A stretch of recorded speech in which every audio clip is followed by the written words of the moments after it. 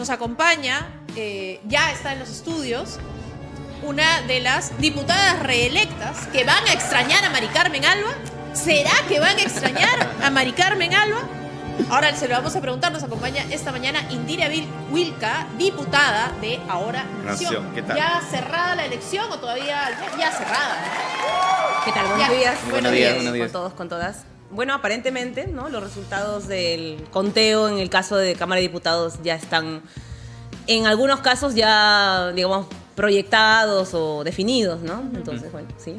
Vuelves, además, al Parlamento. Ahora bicameral, pero ya has estado en el Parlamento antes. Sí, justamente me tocó participar en el Congreso del 2016, que yo creo que fue la etapa que marcó la dinámica en la que estamos ahora, ¿no? La inestabilidad, el desprestigio del Parlamento, la lógica de bancadas que han buscado imponerse por la fuerza, de manera irracional o más bien con una racionalidad pensada en sus propios intereses, de forma muy evidente. Y bueno, esa ha sido una experiencia para mí muy importante, ¿no? Y creo que es algo con lo que vamos a lidiar también en esta coyuntura. Hay fuerzas políticas que no repiten el plato porque, bueno, perdieron y ojalá que pierdan el registro también. Algunas no van a participar, incluso a fin de año, en las municipales y regionales.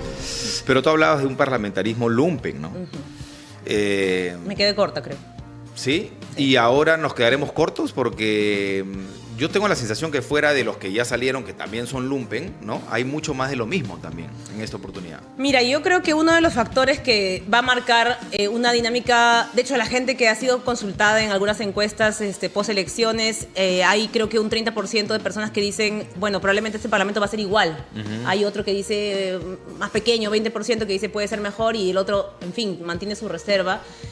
Entiende que la composición actual con un fujimorismo que tiene una presencia todavía importante y que al que se va a sumar el grupo del señor López Aliaga, yo no digo que el resto de bancadas que todavía no se conoce, digamos, a sus integrantes del todo, pero ya que tengas una composición en la que esos dos partidos tienen un peso importante, te marca la dinámica similar a la que hemos vivido hasta ahora, ¿no? Entonces yo creo que va por ahí la situación. En todo caso, ¿qué podría cambiar? ¿Qué podrían hacer ustedes desde dentro para que esto cambie? Mira, yo creo que lo que hay que tratar de garantizar, en primer lugar, es de marcar una diferencia en términos políticos, ¿no? La actuación política que hemos visto los últimos años ha sido totalmente decepcionante para los ciudadanos. La gente siente que en el Parlamento está gente que llega únicamente a servirse para el interés más particular. Ni siquiera estamos hablando ya de corrupción como en otras épocas, sino del interés más pequeño, minúsculo. Correcto, ¿no? se han repartido el botín, digamos. Entonces ni siquiera es una discusión de diferencias políticas o ideológicas. Eso es algo que tiene que estar en la cabeza, al menos de quienes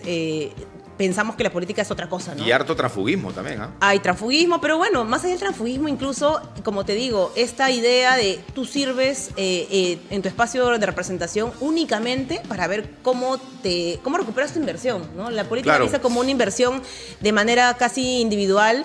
Y eso es algo que tiene que cambiar. Es que yo decía, ahora, de transfugismo en el sentido, perdón Omar, para terminar la idea, el transfugismo en el sentido de que, o sea, los colores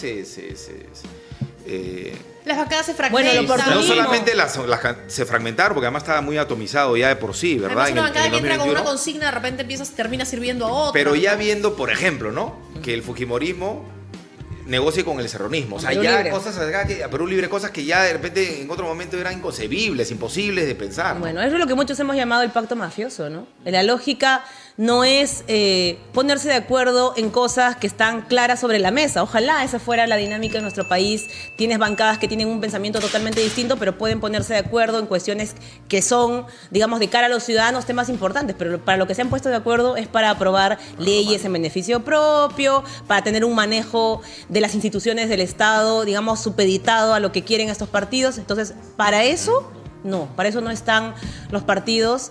Y al menos en nuestro caso, de Ahora Nación, tenemos muy claro que nuestra responsabilidad es marcar la diferencia con ese tipo de prácticas políticas. Creo que en el caso de quienes hemos tenido una responsabilidad antes, lo hemos mostrado también de esa manera. Yo al menos creo que en el Congreso del 2016, a pesar de la mayoría aplastante que tenía el fujimorismo, tratamos sí algunas bancadas con las discrepancias que puede tener cada uno con la forma de pensar que tenemos en las izquierdas, pero de marcar nuestra posición y nuestros actos sobre la base de nuestros principios. Y eso fue lo que acompañó hasta el final nuestro accionar. Sí, ahora justo hablando del mismo tema, Indira, se ha podido proyectar de que posiblemente tenga 40 escaños el fujimorismo. A ello agrégale también los escaños de Renovación Popular. En ese sentido, ahora Nación va a tener que conciliar, va a tener que transar también con otros partidos políticos. Ustedes ya han visto en proyección qué otros partidos políticos ustedes podrían hacer alianzas dentro del Parlamento. Sí, bueno, hay dos realidades, ¿no? En la Cámara de Diputados no hay una mayoría absoluta o una mayoría simple que sea conseguida por estos dos partidos. Sumando lo que se ha proyectado, no llegarían a la mitad, digamos, más o menos, ¿no? Entonces ahí hay un esfuerzo que hacer yo sí creo tener diálogos con el resto de bancadas o personas electas que tienen una perspectiva democrática. Por supuesto, se trata de ponerse de acuerdo sobre cosas muy puntuales. Por ejemplo, nosotros hemos dicho que una prioridad es desmontar todas las leyes pro mafia y pro impunidad que se han aprobado en este Congreso. Si para eso tenemos que hablar con otros grupos políticos, por supuesto que lo vamos a hacer.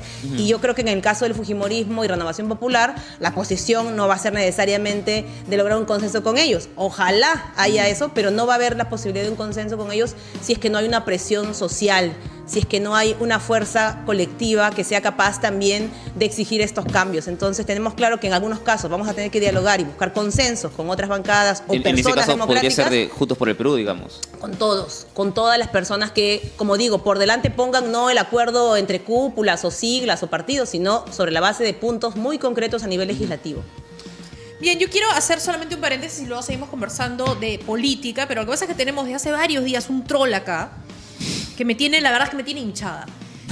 ¿Cuándo vas a devolver la indemnización de los 250.000 de la CBR? Yo sé que has respondido esta pregunta 1.000.000 de veces, pero brevemente, para que le quede claro a nuestros amigos, porque en verdad son como 3 o 4 que desde que te han visto en la portada ya están que no me dejan en paz. Así que, por favor, cuéntanos. Bueno, decirle a los troles y en verdad a todo ese sector fujimontesinista que en nuestro país asesinar a personas por parte del Estado tiene consecuencias. Y cuando un país no garantiza, como en el caso de mi padre, la justicia, lo que pueden hacer los ciudadanos, sobre todo los más vulnerables, es acudir a instancias internacionales. Entonces yo lo que tendría que decirles es, bueno, a la gente en realidad que lee ese tipo de comentarios, no se dejen engañar. Ese es el fujimontesinismo de toda la vida, que lo que busca es culpar a las víctimas de los actos de violación a los derechos humanos del Estado, para que más bien sean ellas las que tengan que cargar la responsabilidad. En nuestro caso pasó eso. Mi padre, Pedro Wilca, fue dirigente sindical asesinado en la época de la dictadura. Nuestra familia no ha encontrado justicia hasta ahora en el país. Llevamos más de 40 años litigando en un proceso judicial que no ha terminado. Sigue todavía en la Corte Suprema. Lo que pudimos hacer fue acudir a la Corte Interamericana de Derechos Humanos, que le ordenó al Estado peruano, primero, que se abra un juicio a nivel de la justicia ordinaria, no en el fuero militar, ni en estas cosas que le gustaba tanto a dictadores como Fujimori, y que por supuesto lo que diera es una reparación a la familia. Eso no lo decidió mi familia, lo decidió una corte internacional, y sería absurdo pensar que una familia humilde del Perú, de un obrero sindicalista, tiene la potestad y el poder de ordenar este tipo de sentencias. Y en mi caso particular, para esta gente que además es realmente enferma, y lo digo no solamente porque me implique a mí, sino porque lo vamos a ver repetida esa estrategia de desprestigiar a las víctimas hasta ahora. Lo vemos con los casos de las familias de Puno, de las masacres en el sur, lo vamos a ver seguramente con estos jóvenes que han sido asesinados en Huancavelica, que lo que van a intentar es culpar a quienes más bien han sido víctimas de ese hecho. Yo tenía 4 años cuando pasó esto, así que hay que ser muy ignorante o perverso para pretender asociar esta lucha por justicia a un asunto que no tiene nada que ver. Además entiendo que esta indemnización va más por el lado de que el Estado no le ha garantizado a tu familia justicia. No es una indemnización, es una reparación. Una reparación. No está vinculada a ningún proceso penal. No está vinculada al hecho de que la Corte Interamericana no puede decir quién es el responsable penal de un delito, porque eso se investiga aquí. Lo único que se ha emitido es una sentencia que lo que dice es: este caso, después de más de 20 años, no recibió justicia. Y es el Estado el que tiene que hacerse responsable por ello y empezar, por ejemplo, a investigarlo. Por eso seguimos en un proceso judicial larguísimo. La verdad que eso ya ni siquiera es justicia. Pero no hay ningún responsable, no hay ningún sancionado. No es cierto esto que dicen que Sendero Luminoso. Miren, Fujimori intentó culpar a supuestos senderistas, de hecho los metió preso a través de el tribunal de justicia militar que había. Ellos ganaron su absolución, fueron absueltos por la misma justicia peruana. Entonces no hay ningún senderista, entre comillas, sentenciado ni culpable por este crimen. Nosotros seguimos en la lucha por justicia después de tanto tiempo. Y bueno, ese tipo de ataques yo no los tomo necesariamente como algo personal. Sé que son parte de la estrategia de quienes en este país siempre están del lado de la impunidad. Bueno, lo vemos ahora. Parecía que estas cuestiones son algo del pasado, pero si no estuviéramos viendo un Congreso que aprueba leyes de amnistía, leyes que buscan relativizar los delitos de lesa humanidad, uno pensaría que ya es algo pues de tiempos pasados, ¿no? Pero sigue vigente esa agenda pro impunidad de estos personajes, ¿no? Yo solamente quiero leer el superchat de Jorge Evo con $1.99 que dice: Indira Wilka me representa. Vamos a seguir leyendo las manden preguntas si es que tienen, pero hablemos Claro. de Tallacaja, por favor. Que entiendo que es un tema que tú has estado siguiendo muy de cerca. Sí, bueno, es terrible, ¿no? Mientras estamos prestando atención a gente desorbitada como López Aliaga y sus alucinaciones, lamentablemente en el país sigue replicándose una historia que no deberíamos volver a repetir, la impunidad de Fuerzas Armadas y policiales. Que fíjense, a ver, ¿cuál es el asunto acá? Ellos han intentado excusar estas muertes señalando que estaban en un operativo contra el narcoterrorismo que ciertamente existe en la zona del Braem. Pero algo muy peligroso y que no debería normalizarse es que mientras todavía se está llevando a cabo un proceso de investigación judicial, la Fiscalía es la primera en la que detiene, por ejemplo, a los militares que dispararon contra esta camioneta. La Fiscalía es la primera que además da la información de que en esa camioneta no había ni drogas ni armamento. O sea, esa información no la sabemos por la prensa, sino por la Fiscalía misma. Pero mientras la Fiscalía está en proceso de determinación de los hechos y responsabilidades, el Comando Conjunto de las Fuerzas Armadas y la Policía, ya ellos determinaron que estas personas o estos jóvenes eran narcoterroristas, eran mochileros. O sea, es muy peligroso que una institución o instituciones tan importantes como la Policía y las Fuerzas Armadas, ellos por encima del sistema de justicia, digan cuál es la versión de los hechos en un crimen. No deberían haber tomado una posición como la que han tenido. Podían haber dicho, bueno, nosotros vamos a salvaguardar el prestigio de la institución, esperando que las investigaciones determinen las responsabilidades. Si quieren proteger a sus integrantes, es lo mínimo que deberían haber hecho. Además, pero es muy patinando a nivel nacional, porque salió Arriola a decir: hemos encontrado armas, hemos encontrado drogas, Arriola salió a decir que uno de los que habían sido asesinados era un colombiano y que él tenía antecedentes en su país. Chofer, ¿no? Claro, que era chofer, que tenía antecedentes en su país por tráfico de armas. No, y que habían trasladado... Y sin embargo, el abogado de la familia... Además dio esta declaración sin presencia de su abogado. O sea, yo me refiero a que justo, o sea, Arriola sale a decir que uno de los asesinados tenía antecedentes. Pero además, sin embargo, burdo, la familia... Decir extranjero ya es algo que te habilita entonces a matar a otros familia jóvenes. de las víctimas, Antonio Crespo, fue a hacer una investigación. Es más, pidió a las autoridades colombianas a ver si es que tenía antecedentes, y el tipo no tiene antecedentes. Ayer el abogado salió a decir: oye, ¿qué está hablando Arriola? Si Arriola dice que hay antecedentes, pero estamos revisando y no tiene ni uno. Entonces, a ver. No, pero también dijeron que habían trasladado Cocoa hace unos días, ¿no? Lo cual no te da no es una justificación para dejar como coladera pues, una camioneta. Esa es la supuesta versión del colombiano, de ese No, muchacho viejo que se escapó. Joven. Lo que pasa es que pero eso también dijo la policía. Claro, pero o sea, ellos cogen esta supuesta declaración, pero luego él ha salido a decir que hay tres y hasta 4 declaraciones de este chico, perdón, es Ricardo Acuña, en el que ya él dice el sobreviviente que hubo disparos, pero que no fueron disparos de ellos, y que lo que dijo él en su primera declaración con los militares fue porque lo obligaron y lo presionaron a decirlo. Lo dijimos en esta mesa. Lo que pasa es que la primera versión que nos llegó, la primera información, era que este joven había sobrevivido el ataque. Luego que había sido trasladado a la base central, a la base militar, y luego trasladado a la base policial. Es ahí donde le dan las declaraciones, piden que informe qué es lo que había pasado, ¿no? Qué es lo que había sucedido, sin presencia de su abogado. Y la familia ese día ya estaba reclamando de que no podía contactarse con este joven Acuña. No se podía contactar. Y sospechaba, y eso lo hemos dicho en esta mesa hace un par de días atrás, sospechaba de que habría sido presionado para dar una declaración.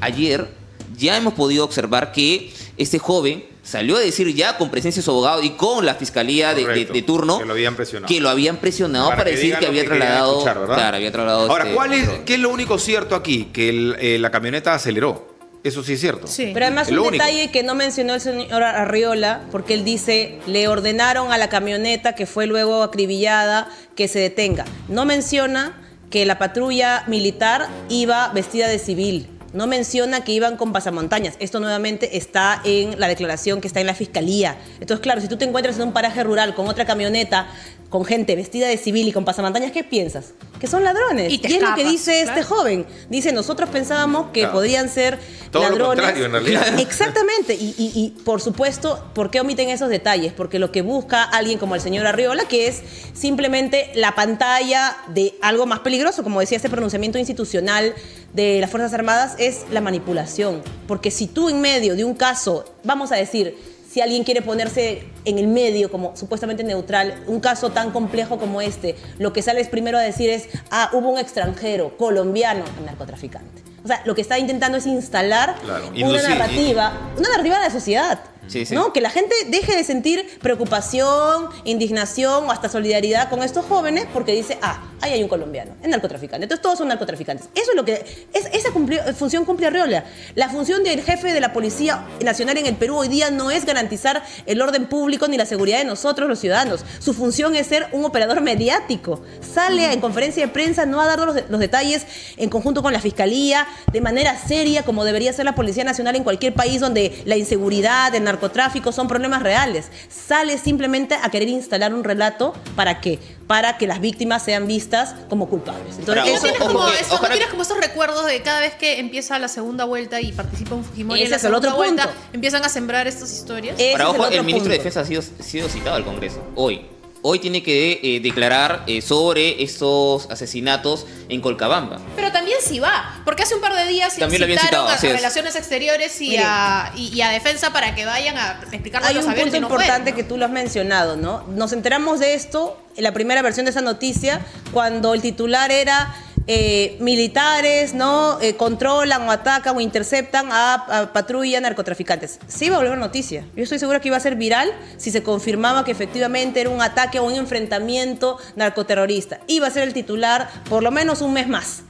Pero cuando se vislumbró por la información de la Fiscalía que no era así, Lo que pasa es que dejó Lo de que pasa ser- es que la historia Lo que pasa es que cambia hubo y lo, sobrevivientes. lo conversábamos ayer de que este joven, inteligente además, porque bueno, fuera de que salta del vehículo, se esconde, reaparece y se entrega. Porque Sí, claro. si no se hubiera entregado, Sí, claro. tampoco ya Lo que no pasa es que hay estaría entre sobrevivientes. nosotros, Pero ¿verdad? además- y luego exacto. declara presionado Pero y luego regresa. quiero y se añadir queda obligado a entonces decir el eso. peso que esto tiene para el contexto electoral actual. Lo intentaron levantar en tanto iba a abonar esta lógica de el narcoterrorismo, el BRAE, Si no quedaba nadie Sendero, las vivo. pintas en Piura, En que Piura, parecen en la dibujitos Sierra de más que Piura. hoces y martillos. Claro. Porque les es útil a ciertos sectores políticos y mediáticos. En tanto no pudieron utilizarlo porque más bien demostraba al revés el abuso lamentable de sectores de las Fuerzas Armadas y policiales, intentaron ocultar el hecho. Y hasta ahora muchos medios de comunicación masivos, salvo algunos medios alternativos, no han querido dar la cobertura que corresponde a algo tan grave. Entonces sí, yo diría que hay que tener mucha consideración por cómo se dan ese tipo de casos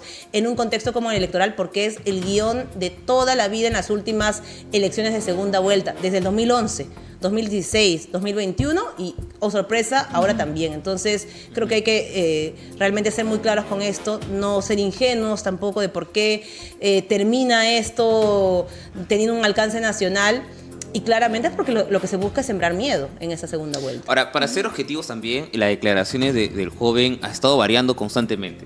Desde la primera declaración que salió en RPP, esa filtración de la declaración que estuvo en custodia de la policía y de los militares sin presencia de su abogado, Claro. luego salir en un video que se ha hecho viral y que esta vez sí estaba Con el presencia- abogado. con el abogado.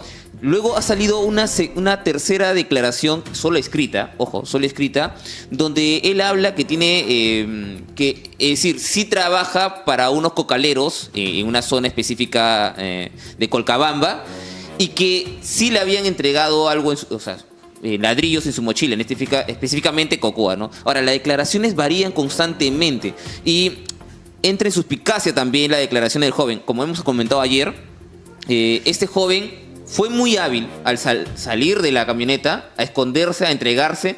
Ahora, la familia sospecha de que esta presión de primero retenerlo sin la presencia de su familia y luego soltarlo y poco a poco presionarlo poco a poco, la familia sospecha de que estaría siendo amenazado de muerte el joven y que posiblemente su vida esté en peligro. Y es por eso es que recientemente está dando otra nueva declaración. Declaración que se contradice con la primera, ojo, ¿ah? Pero, a ver, Que se contradice No, con la se primera. contradice. en un Estado de Derecho, esa primera declaración no es válida. Tú no puedes dar un testimonio autoincriminándote por un delito sin la presencia de tu abogado. Primero, no existe la posibilidad de autoincriminarse, además en el Código Penal, Claro, eso claro. no está contemplado. Y dos, en cualquier investigación de este tipo, la presencia de tu abogado es lo mínimo que se tiene que garantizar para que ese tipo de testimonios o declaraciones sean consideradas válidas. De por sí eso ya es nulo. O sea, yo creo que también es importante ser muy serios respecto a eso. Esa primera declaración, que es Claro. el estilo, por eso yo recordaba también lo vivido durante los periodos de violencia política en nuestro país, ¿no? Lo mismo se hacía en Ayacucho, en el mismo Huancavelica, con las personas que eran comuneros o miembros de zonas rurales, que se les obligaba a incriminarse como senderistas.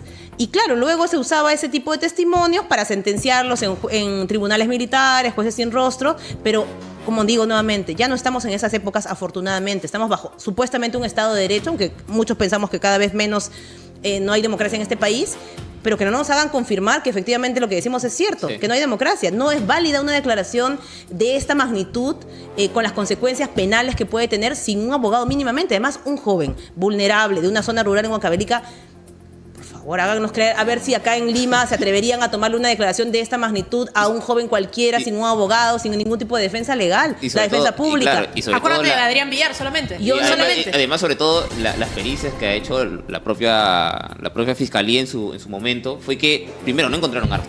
No encontraron No, primero cocoa. no hubo operativo. Y claro, o sea, y- porque y- eso no es un operativo. No Y es sobre operativo. todo es No que hubo están enfrentamiento, en además. el proceso de determinar los exámenes de raspado, es decir, de que posiblemente pudo haber tenido contacto con sustancias ilícitas, pero hasta el momento lo que ha dicho la abogada de la familia y la fiscalía en su primera declaración es que no ha encontrado nada, ni siquiera indicio de que en esa camioneta se habría trasladado sustancias ilícitas. Además entiendo que la camioneta le pertenece a Así es. otra persona. Y además que si me rasgo la mano y me encuentro que yo he cogido caspa del Inca, ¿qué Claro. significa Y eso? Y la nuevamente- explosión atómica tampoco, ¿no? Y No, pues nuevamente- tampoco tiene, es lo peor de Cero. todo, es que no, la absorción sea, no atómica hay nada. que es tampoco hay. básico, lo primero que se hace en casos como No hay este. absolutamente nada. Y ellos no pueden, la fuerza del orden no pueden justificar el operativo. Y hay que porque llamar no la hubo atención operativo. que la policía no puede ser juez y parte. Si Sí, la claro. policía está siendo implicada en este crimen, no pueden ellos mismos llevar a cabo la investigación. Eso es lo más peligroso que hoy día se está dando. La fiscalía tiene que tener un rol,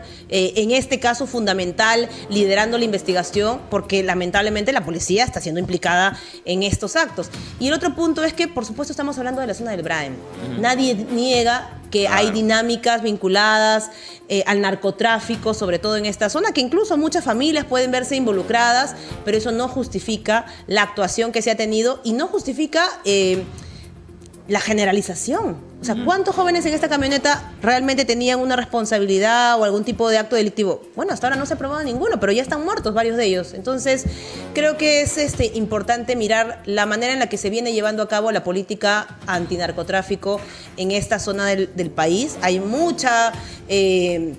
mucho secretismo respecto a cómo se implementa este tipo de acciones. Hay también algunas hipótesis de la Fiscalía respecto a que entre comillas, este enfrentamiento en realidad era un intento de sectores de la policía por más bien robarse la droga, porque corrupción también existe Así es. en la Policía Nacional y más vinculadas a las actividades o economías ilegales. Entonces, Recientemente, por ejemplo, ha sido investigado y ha sido encarcelado un jefe de la policía, ¿no? Que tenía presencia en el Brain y que había incrementado su patrimonio, un más de 120%. Ahora, yo quisiera hablar un poco del tema también político sobre ahora esta segunda vuelta, ¿no? Se tiene a Keiko Fujimori y a Roberto Sánchez en esa segunda vuelta. Sabemos que la posición de Ahora Nación es apoyar a Juntos por el Perú. Sin embargo, Ahora Nación siempre ha sido crítico con Roberto Sánchez y específicamente con la presencia de Antauro Humala. ¿Cómo es que se está moviendo dentro del círculo de Ahora Nación para esta segunda vuelta? bueno, primero todavía es una definición que se está discutiendo. Yo soy una persona invitada, no soy parte del partido, pero sí es cierto que saludo el posicionamiento claro que tuvo Alfonso López Chau, creo que al día siguiente. Él dijo, con el fujimorismo ni a la esquina, no hay posibilidad de considerarlo una alternativa democrática mínima. Y en mi caso lo que pienso es que estamos nuevamente en un escenario difícil, por supuesto, no es algo que haya que relativizar. Para mucha gente esta es una elección, una segunda vuelta para nada satisfactoria. Nuevamente el fujimorismo, ¿no?, se coloca como una presencia en la segunda vuelta.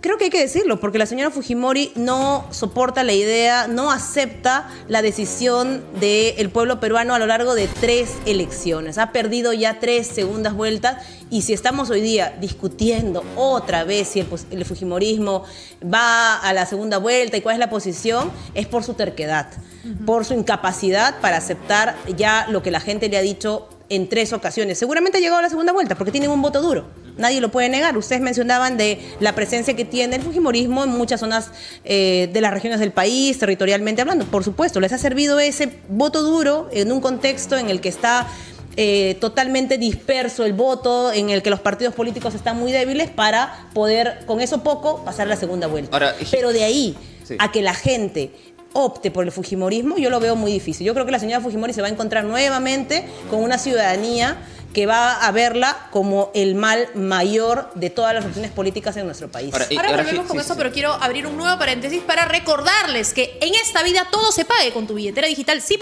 Puedes pagar tus compras en todos lados, escaneando QRs de los POS. O escaneando los QR de las cajas de Plaza Bea, Inca Farma, Mi Farma, Macro, Más, Promart y Oeshle. Así es, solo selecciona el botón de QR en la pantalla y haz tus pagos mucho más rápidos. Y encima te devuelven plata por tus compras. Ya lo saben, Veo Bookies, descárguense la app ahora mismo porque pagar con QR ZIP sí se puede. Se puede. Yo quisiera comentar algo que había visto también con respecto, por ejemplo, Hildebrand mencionó de que Keiko buscaría reivindicar el golpe de Estado de su padre.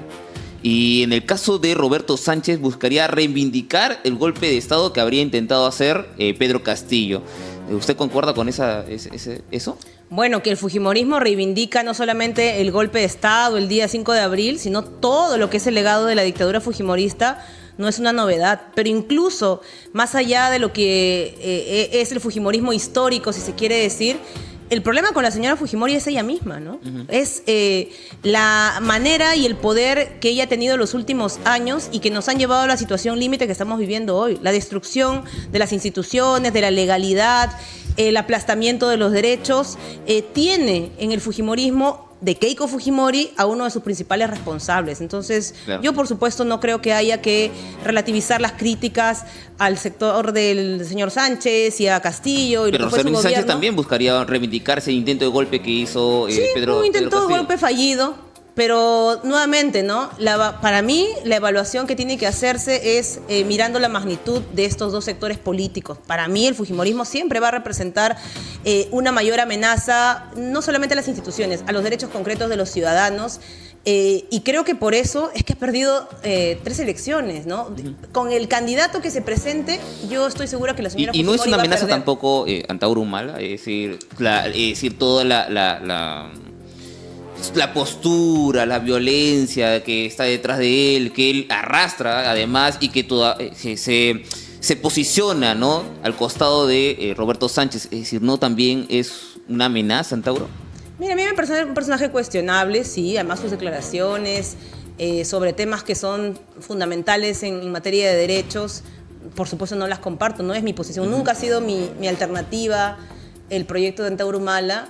Pero nuevamente, si queremos comparar cuáles son los riesgos para el país, es claro que por un lado tienes un sector político que ha ido juntando a personajes o personas con cierta ascendencia en determinados sectores populares o sociales, y en el otro tienes una maquinaria aceitada para controlar instituciones, ¿no? En el otro tienes una mafia que no logró ser desarticulada desde los años 90 y que hoy día ha vuelto con todo porque no han podido capturar el poder a través de las elecciones. Esto sí es muy peligroso. Como ellos no aceptan la democracia y que en democracia han perdido 3 veces, lo que han hecho es vacar presidentes, lo que han hecho es cambiar la constitución, lo que han hecho es en la práctica redefinir, en la práctica y en la legalidad, redefinir el tipo de régimen político en el que estamos. Hoy día estamos hablando de un parlamentarismo casi, ¿no? Hemos un poco hablado hace rato de por qué las correlaciones en el Congreso son tan importantes, porque hoy casi no importa quién sea presidente. ¿Cuál es el riesgo de que Keiko Fujimori sea la presidenta? ¿No? Porque tú has Mira, hablado de recorte de derechos, de intervenciones en las instituciones. O sea, ¿qué enclaves, digamos, autoritarios hay hoy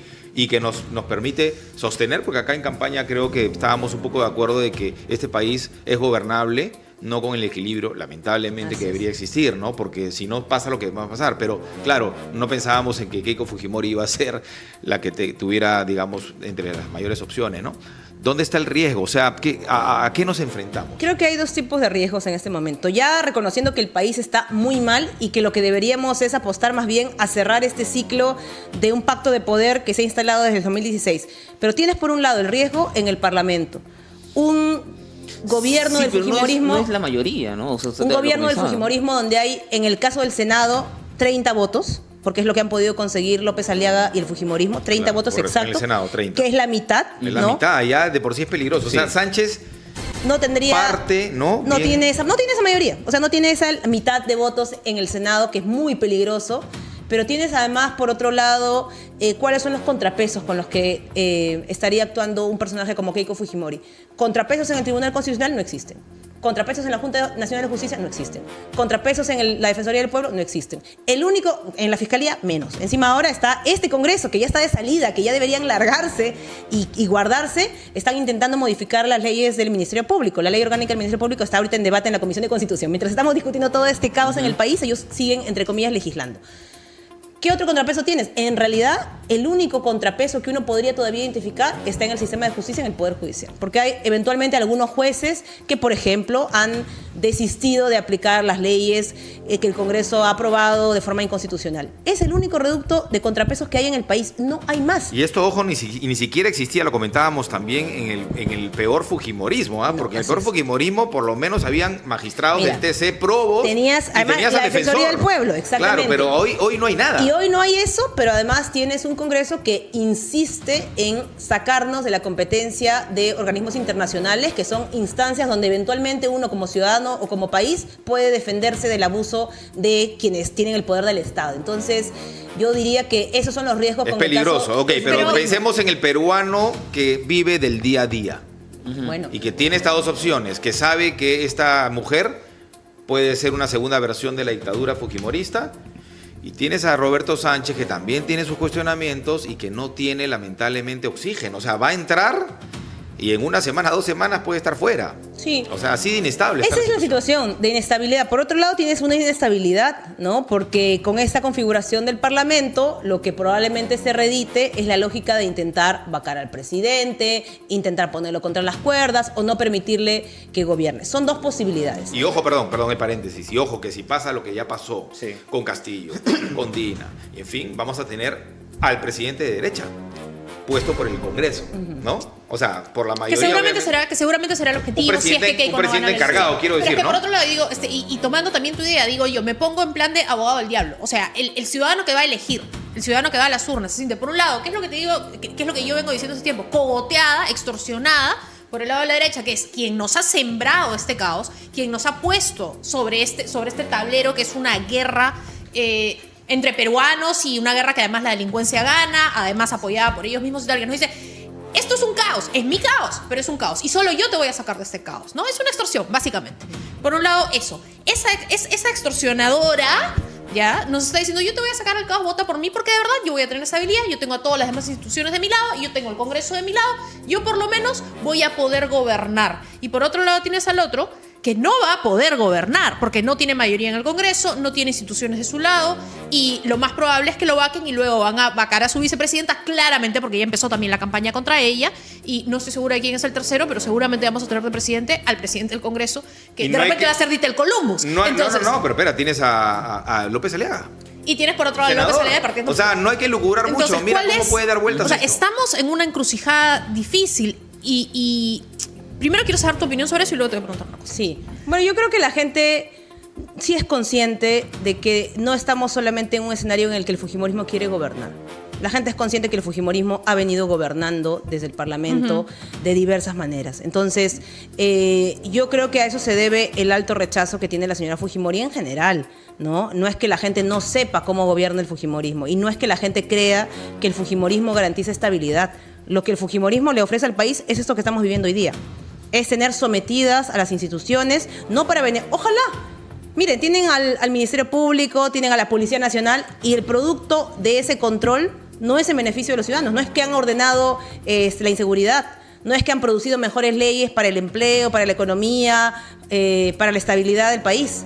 Lo que han hecho es más bien llevarnos a una situación límite en la que se benefician unos pocos. O sea, yo creo que el manejo, por ejemplo, del Parlamento en temas económicos es una muestra de lo que sería el fujimorismo en el poder. Leyes que han desfalcado el erario público, que han incrementado el gasto simplemente de manera demagógica, normas que han facilitado que el crimen organizado pues se extienda. Entonces yo no creo que la idea que tenga la gente en su cabeza del fujimorismo es la estabilidad, es más bien la anarquía, ¿no? Pensada desde la lógica de la corrupción.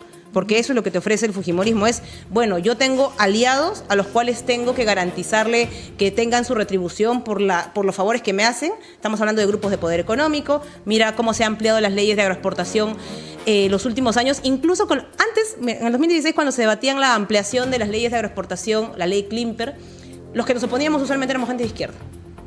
En este periodo, el Ministerio de Economía y Finanzas es el primero que puso el grito en el cielo a pedir, por favor, no sigan ampliando esas leyes, porque lo que hacen es generar un forado, no solamente en la caja fiscal, sino en un pago reducido a Salud, que es una institución que está casi quebrada. Entonces, y que no beneficia a nadie, o sea, evidentemente no beneficia. Y que beneficia al señor Klimper y a sus amigos. No me da seguridad alimentaria, no me genera educación, no genera absolutamente nada. Para cualquiera que conozca la zona norte y sur de la costa peruana sabe cómo se usa estas normas, lamentablemente, no para generar una industria moderna, sino para reproducir una lógica casi gamonal. Entonces, yo te diría que la gente es consciente de eso, que el fujimorismo no es que ofrezca estabilidad, lo que ofrece es devolverle el favor a quienes hoy día, ¿no?, intentan impulsarlos a llegar nuevamente al poder. Y detrás de eso no están las mayorías, detrás de eso están nuevamente grupos de poder, medios de comunicación, sus amigos, sus aliados. Y creo que de eso la gente ya está cansada. ¿Y quiénes los brindan? ¿No? O sea, no es devolverle el favor. Finalmente que estaría bien que le devuelvan el favor a la gente que votó por ellos, pero tampoco va por ahí. Yo me llamó la atención hace un momento cuando hablabas de tu rol en el Parlamento. Nos dijiste, yo estoy en condición de independiente. Y aquí lo hemos hablado mucho. Este tema de que hay que recuperar... Independiente en el partido. No, invitada. Invitada, perdón. Invitada en el partido. Es esta recuperación de las fortalezas partidarias que son tan importantes para que de verdad se pueda generar un contrapeso contra los, llámame guachafa por decirlo así, poderes fácticos que se han establecido. Sí me preocupa tu condición de invitada, porque me podría llevar a pensar que no te vas a comprometer con este proyecto en el momento en el que ahora Nación no logre ponerse de acuerdo en algo que para ti es crítico. Vas a poder irte y no sabemos a dónde, no sabemos a qué bancada te vas a sumar, no sé, o sea, de qué manera se puede controlar que las bancadas o los partidos políticos sean verdaderamente responsables de sus bancadas y que no nos pase lo que nos hizo el Partido Morado en la vez anterior con Ed Málaga, que dijo, no, él era un invitado nomás. Nosotros no nos hacemos responsables por esto porque es un invitado nomás. Bueno, hay que ser bien mala para no te quiero comparar con Ed Málaga, obviamente no. Ed Málaga está en el último. Pero entiendo la preocupación. A ver, lo menciono porque hay que ser muy transparentes. Yo pertenezco a un colectivo político. No es un partido, pero es un colectivo con el que he venido organizándome hace más de 5 años, que se llama En Movimiento. En el diálogo que tuve con Ahora Nación, que tuvimos en realidad compañeras de izquierda con Ahora Nación, fuimos muy sinceras también con la forma de organización que tenemos. Yo soy militante. No soy una persona que actúa políticamente solamente en tiempos electorales. Me movilizo, me organizo con compañeros, con gente más joven que yo, hacemos espacios de formación. Creemos que la política tiene que darse todo el tiempo, no solamente cuando estás en campaña electoral o en época de elecciones, ¿no? Entonces, dicho esto, fue en esos términos que dialogamos con Ahora Nación. Primero tuvimos un diálogo programático, es decir, para nosotras participar como parte de la lista, nos pusimos de acuerdo en 10 puntos programáticos, que creo que además son parte de los ejes que hemos dicho en campaña electoral: la derogatoria de las leyes pro crimen, la defensa de los derechos de las mujeres, la defensa de los derechos ambientales, de los pueblos indígenas, el cambio en políticas económicas que tienen que darse, por ejemplo, no permitiendo estas leyes pro explotación y que generan exoneraciones tributarias que al final perjudican al propio Estado peruano. Esos fueron los puntos, digamos, programáticos con los cuales nos pusimos de acuerdo con la Nación. Durante el proceso electoral yo he visto el comportamiento del partido y sobre todo de Alfonso López Chau respetando siempre esos puntos programáticos. Entonces, en tanto esos puntos programáticos sigan siendo parte de lo que nos une, no va a haber ningún problema de nuestro lado de seguir caminando juntos, entendiendo que Ahora Nación fue un partido que creo que tomó una decisión muy inteligente de saber convocar a personas, algunas con militancia, otros de repente no en la lógica de militantes, pero sí personalidades con una trayectoria pública conocida, pero convocándolos bajo una agenda político-programática, ¿no? Y creo que eso logró amplitud también en sus listas electorales. O sea, no fue solamente ya qué número me vas a dar. No, de ninguna manera, ¿no? Y esos puntos, en tanto se respeten y en tanto sean parte de nuestro trabajo común, pues nos van a permitir seguir avanzando, El ¿no? Instituto Sí, claro. de Supervivencia va a llevarlos a probablemente juntos por el Perú, probablemente, ¿no? Sí, más que la buscar supervivencia. a los de izquierda de Belmo, que Mira, están por ahí también. yo tengo la experiencia del Congreso del 2016, no fue sencillo. Nosotros éramos igual una primera o segunda minoría. Hablo del Frente Amplio, que luego incluso se dividió en dos bancadas, pero siempre pudimos poner por delante los puntos de discusión político-programáticos para llegar a acuerdos en el Parlamento. Tuvimos acuerdos en algunos casos con la bancada de PPK, los tuvimos. Tuvimos incluso acuerdos con gente específica, tal vez de otras bancadas. Me acuerdo mucho de Gloria Montenegro, de la bancada de Acuña, imagínate. No era un asunto de yo coincido con ella, me siento con ella por la pertenencia partidaria que ella tenía, sino por los principios, por los temas, por la agenda parlamentaria que ella también defendía. Y lo recuerdo porque además trabajaba mucho los temas vinculados a los derechos de las mujeres. Y esa va a ser la manera en la que espero yo podamos seguir trabajando, poniendo por delante no acuerdos entre cúpulas de partidos. A mí no me interesa si los dirigentes de los partidos quieren llegar a acuerdos para juntarse por intereses particulares o de grupos, sino cuáles son los puntos de agenda parlamentaria que hay que levantar con claridad, poniendo las cartas sobre la mesa de cara a la ciudadanía. Y en eso sí vamos a hacer todo el esfuerzo de dialogar con todos. Y incluso ahí espero que se pueda en algún momento dialogar con las otras bancadas que para mí no son democráticas, pero bueno, que tienen una responsabilidad en el Parlamento. Esa es la forma en la que yo creo que tiene que llegarse a diálogos y acuerdos cuando tú ya has asumido una responsabilidad de representación de todos los ciudadanos. Muy bien, Indira, muchísimas gracias.